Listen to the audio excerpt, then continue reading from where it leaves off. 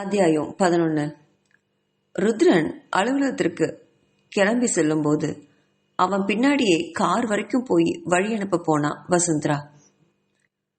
ருத்ரன் சிவன்யாவை விட்டு பிரிஞ்சதும் அவ மனம் 1000 கேள்விகளை கேட்டுட்டுச்சு. இவன் ஏன் தாங்கிட்ட இப்படியெல்லாம் நடந்துக்கிறான்னு அவளுக்கு ஒண்ணுமே புரியல. பழி வாங்கிறதுக்காக தான் இங்க கூட்டிட்டு வந்திருக்கான். ஆனா அவனுடைய முரட்டு கண்கள்ல இன்னைக்கு காதலை பார்த்தா சிவன்யா. தான் காதலிக்கிற பெண்ணை இப்படி வீட்டு வேலைக்காரியா வச்சிருக்க முடியுமா? அப்படி அவனுக்கு நான் என்ன பாவம் பண்ணேன்? வெண்பாவுக்கு நான் எந்த கெடுதலும் பண்ணவே இல்லையே.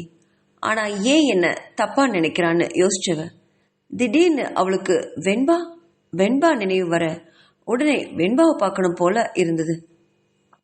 கிச்சன்ல இருந்து வெளியே எட்டி பார்த்தா அங்க வசுந்தரா ருத்ரனுக்கு பின்னாடி கார் போர்ட்டிகோவுக்கு போறத பார்த்தவ இதுதான் சமயம்னு உணர்ந்து மடமடன்னு மாடி ஏறி போனான்.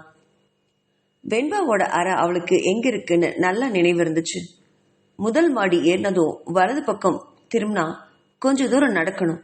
அங்க ஒரு பெரிய அறை வெண்பாவுக்காக ஒதுக்கப்பட்டிருந்துச்சு. வேகமா மடமடன்னு மேல ஏறினவ வெண்பாவோட அறை கதவுல கைய வச்சு உள்ள தள்ளுனா. அங்க இருந்த நர்ஸ் ஸ்டெல்லா யாரோ கதவு திறந்து உள்ள வர்றத பார்த்து பயந்து போய் தன்னோட சேர்ல இருந்து எழுந்து நின்னு வெளியே வந்தா. யார் நீங்க?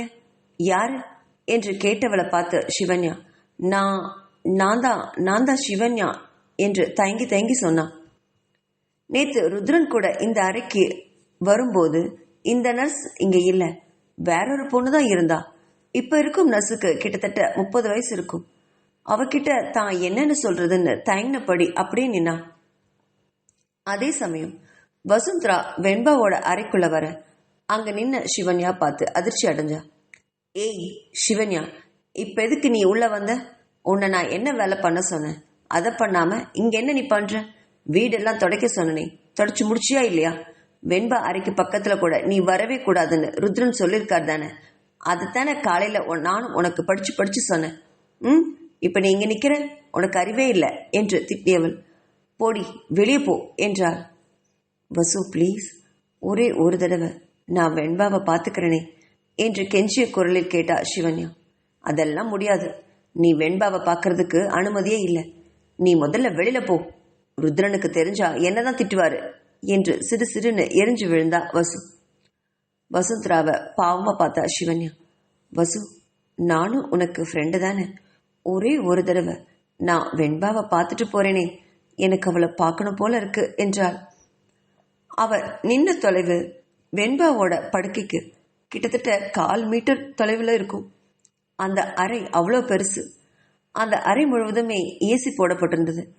தன்னோட தங்கைக்காக அந்த அறையில அவ்வளோ வசதிகள் பண்ணி கொடுத்துருந்தான் ருத்ரன். வெண்பாவை இங்கிருந்து சிவன்யாவால கொஞ்சம் கூட பார்க்கவே முடியல. என்ன எட்டி பார்த்து கூட அவளுடைய கை விரல்கள் கூட தெரியவே இல்லை. மீண்டும் வசுந்தராவை திரும்பி பார்த்தா. ப்ளீஸ் வசு, ஒரே ஒரு தடவை நான் பார்த்துக்கிறேன்னு கெஞ்சினா. முடியவே முடியாது என்றவள் சிவன்யாவின் கைகளை பிடிச்சு தரத்தரன்னு அந்த அறையை விட்டு வெளியே இழுத்துட்டு போனான். இங்க பாரு சிவன்யா, இதான் உனக்கு கடைசி வார்னிங். இந்த அறை பக்கம் நீ வரவே கூடாது, புரிஞ்சுதா? போ, கீழே போய் நான் சொன்ன வேலையெல்லாம் செஞ்சு முடி. ருத்ரன் வீட்டுக்கு வர்றதுக்குள்ள வீடெல்லாம் கிளீனா பளிச்சுன்னு இருக்கணும் என்று திட்டி அவளை கீழே அனுப்பினான். சிவன்யா போகும்போது திரும்பி திரும்பி அந்த அறையவே பார்த்துட்டு போனான். அதன் பிறகு வசுந்தரா சிவன்யாவை உட்கார கூட விடல. அதை கிளீன் பண்ணு, இதை கிளீன் பண்ணு, இந்த ஜன்னல் ஸ்கிரீன் எல்லாம் ஏன் இவ்வளவு அழுக்கா இருக்கு, அதை எடுத்து எல்லாம் துவைச்சு போடு, வீடெல்லாம் பெருக்கு, வீட்டத்தோட இது ஏன் இப்படி இருக்கு, அது ஏன் அப்படி இருக்குன்னு, இதை சரி செய், அதை சரி செய்யு. சிவன்யாவை உட்கார கூட விடாம வேலை வாங்கிட்டே இருந்தான். சிவன்யாவும் வசுந்தரா சொன்ன வேலைகளை தட்டாம செஞ்சான். அவளுக்கு இப்போ வெண்பாவுக்கு என்ன நடந்தது, எப்படி இது நடந்ததுன்னு தெரியணும். அது தெரியணும்னா வசுந்தரா தான் அதை பத்தி சொல்லி ஆகணும். அதனால அவகிட்ட கொஞ்சம் அமைதியோடய நடந்துகிட்டா சிவன்யா. ஆனாலும் ஓரளவுக்கு மேல அவளால வேலை செய்யவே முடியல.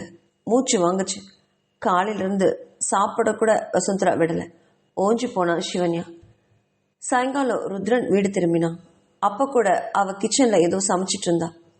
தன்னோட தங்கையை ஒரு தடவை பார்த்துட்டு தன்னோட ரூமுக்கு போனான் ருத்ரன். அங்க குளிச்சுட்டு உடை மாற்றிட்டு வந்து இரவு உணவுக்காக கீழே வந்தான். அப்போ வசுந்தரா ருத்ரனுக்கு எல்லா உணவுகளையும் டைனிங் டேபிள்ல அடுக்கி வச்சா. வாங்க ருத்ரன், இன்னைக்கு ஆபீஸ் எப்படி போச்சு என்று பேச்சு கொடுத்தா வசுந்தரா. ஆனா அவனுக்கு சிவன்யாவை இப்ப பார்க்கணும் போல தோணுச்சு. வீட்டுக்கு வந்ததுலேருந்து அவன் கண்ணில் சிவன்யா படவே இல்லை.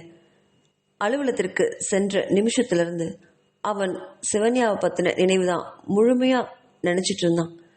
அதனால கிச்சன் பக்கம் எட்டி பார்த்தவன், ஆமா நீ ஏன் இதெல்லாம் எடுத்து வைக்கிற, அவ எங்க, அவளை வர சொல்லு, நீ உட்காந்து என் கூட சாப்பிடு என்றவன், அவளுக்கு வீட்டில் என்ன வேலை, வந்து எல்லாத்தையும் எடுத்து வைக்க சொல்லு கோபமானு சொன்னான்.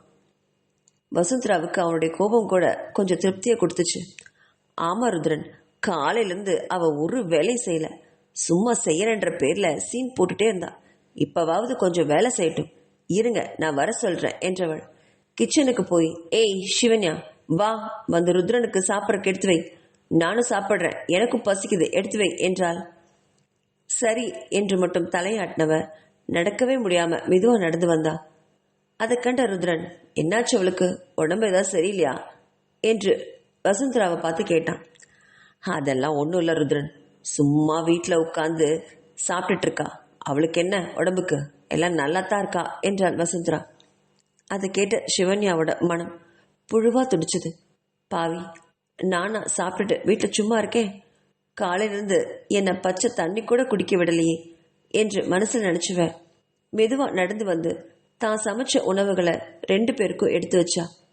தோசையும் குருமாவும் ஊத்துனவ நிற்கவே முடியாம டைனிங் டேபிள்ல சாஞ்சு நிற்க. அதை கண்ட ருத்ரன், நீ சாப்பிட்டியா என்று கேட்டான். அந்த கேள்வியில மனசெல்லாம் நெகிழ்ந்து போச்சு சிவன்யாவுக்கு. ஆனாலும் மனம் ஏதோ பிசைய தலைய ஆமாம்னும் இல்லைன்னும் மாறி மாறி ஆட்டினான். அதை கண்ட வசுந்தரா, அவன் நல்லா சாப்பிட்டா ருத்ரன், நீங்க சாப்பிடுங்க என்றாள். ஆனா அவனால சாப்பிட முடியல. ஒரு வாய் எடுத்து தோசையை வச்சுவேன், அவன் நிற்கவே முடியாம தடுமாறவும் தட்டில் தோசையை அப்படியே போட்டுட்டு அவ பக்கத்துல வந்து அவளுடைய தோள்களை தொட்டான். அவ தொட்ட மாத்திரத்துல அப்படியே மயங்கி சரிஞ்சா சிவன்யா. அவ அப்படி மயங்கி சரிவான்னு கொஞ்சம் கூட எதிர்பார்க்காத ருத்ரன் அவளை அப்படியே தன் மார்போடு அணைச்சிக்கிட்டான். தன் கணவன் தன்னை அணைச்சிட்டு இருக்காங்கிற நினைவு கூட சிவன்யாவுக்கு இல்லை. பதறி போனா ருத்ரன். என்னாச்சு என்று அவளை தாங்கி பிடிச்சவன் அவளை தன் கையால பூமாலை போல சுமந்தான். அந்த காட்சியை கண்ட வசுந்தராவுக்கு உடம்பெல்லாம் எரிஞ்சுது. பாவி, காலையிலிருந்து நல்லா குத்துக்கொல்ல மாதிரி இருந்துட்டு ருத்ரனை பார்த்த உடனே மயக்கம் வர மாதிரி நடிக்கிறா ராட்சசி, எங்கிருந்துதான் எனக்குன்னு வந்து சேருதுங்களோ என்று மனதில் புரிந்தவள், அது அது ஒன்றும் இருக்காது ருத்ரன், நல்லா சாப்பிட்ட மயக்கமா இருக்கும் என்றாள் வசுந்தரா. அவ பேசுறத காதுல கூட வாங்காத ருத்ரன் சிவன்யாவை அப்படியே தூக்கி கொண்டு வந்து ஹாலில் சோஃபாவில் படுக்க வச்சான். பிறகு தண்ணீரை எடுத்து வந்து அவ முகத்துல தெளிச்சு அவளை தன் தோளோடு அணைச்சு படுக்க வச்சான். வசு, தண்ணி எடுத்துட்டு அவ வாயில கொஞ்சம் கூட என்றான். இவளுக்கு நான் கொடுக்கணுமா என்று மனசுல திட்டினவ வேற வழியே இல்லைன்னு நினைச்சு ருத்ரனோட மார்பிள சாஞ்சிட்டு இருந்த சிவன்யாவோட வாயில கொஞ்சம் கொஞ்சமா தண்ணீரை ஊத்துனா வசுந்தரா. அந்த தண்ணீர் சிவன்யாவுக்கு கொஞ்சம் பலத்தை கொடுத்துச்சு. மெதுவா கண்களை திறந்து பார்த்தா. தான் எங்க இருக்கோன்னு அவளுக்கு எதுவும் புரியல. நல்லா கண்களை விழிச்சு பார்த்தவ எதிரில் தன் கணவன் ருத்ரனோட முகத்தை பார்த்து பீதியில கண்கள் மேல அவசரமா எழ முயன்றான். அதை கண்ட ருத்ரன் அவளை எழவே விடாம தன் தோல்ல மறுபடியும் சேர்த்து அணைச்சுக்கிட்டான். என்னாச்சு, ஏன் இப்படி திடீர்னு மயக்கம் போட்டு கீழே விழுந்துட்ட, உன் உடம்புல ஏதாவது பிரச்சனையா என்று கவலையோட கேட்டான். அவனுக்கு எந்த பதிலும் சொல்லாத சிவன்யா மெதுவா அவன் கைகள்ல இருந்து விலக முயன்றான்.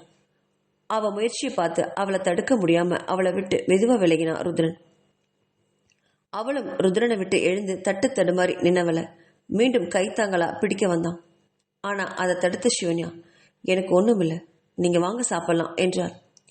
நீயும் எங்க கூட உட்கார்ந்து சாப்பிட்றதா இருந்தா சொல்லு, நானும் சாப்பிட்றேன் என்றவனை பார்த்து விழிகள் விரிச்சா சிவன்யா. திடீர்னு அதை கேட்ட வசுந்தரா திடுக்கிட்டா. என்ன ருத்ரன் இது, இவ நம்ம கூட ஏன் உட்கார்ந்து சாப்பிடணும், நம்ம சாப்பிட்டதுக்கு அப்புறம் இவ தனியா சாப்பிடட்டும் என்றாள். அதுல காதுல வாங்காத ருத்ரன், இங்க பாரு சிவன்யா, நீ காலையிலிருந்து என்ன சாப்பிட்டியோ எனக்கு தெரியாது, ஆனா இனிமே என் கண்ணு முன்னாடி சாயங்காலம் என் கூட தான் உட்காந்து சாப்பிடணும் என்றவனை காதலோட பார்த்தா சிவன்யா. உடனே அதை கண்டவ உஷாரானா. அது நீ நல்லா இருந்தா தானே நான் உன்னை சித்திரவதையே என்னால் பண்ண முடியும், அதனால தான் சொன்னேன் என்றதும் சிவன்யாவோட மனசு கசங்கி போச்சு. சரி சரி வா சாப்பிடலாம் என்றவன் அவ கைகளை பிடிச்சு இழுத்து வந்து டைனிங் டேபிளில் உட்கார வச்சு அவளுக்கு 2 தோசைகளை எடுத்து சாம்பாரை ஊற்றி சாப்பிடு என்று மிரட்டினான். அவன் மிரட்டலுக்கும் அவன் தோசைகளை எடுத்து வச்ச அந்த பாசத்திற்கும் சம்பந்தமே இல்லாம இருந்தது. சிவன்யாவுக்கு அவனுடைய பேச்சை மீற முடியாம தோசை எடுத்து வாயில வச்சா.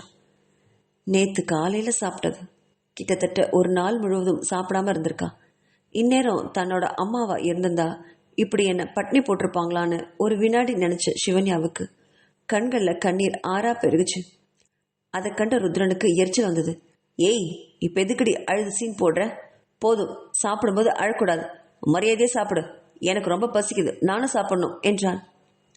அவன் மிரட்டல்ல கொஞ்சம் பயந்தவ தோசையை பிச்சு மடமடன் வாயில போட்டு சாப்பிட ஆரம்பிச்சா சிவன்யா. இந்த காட்சியை பார்த்து வயிறெறிஞ்சு நின்னா வசுந்தரா.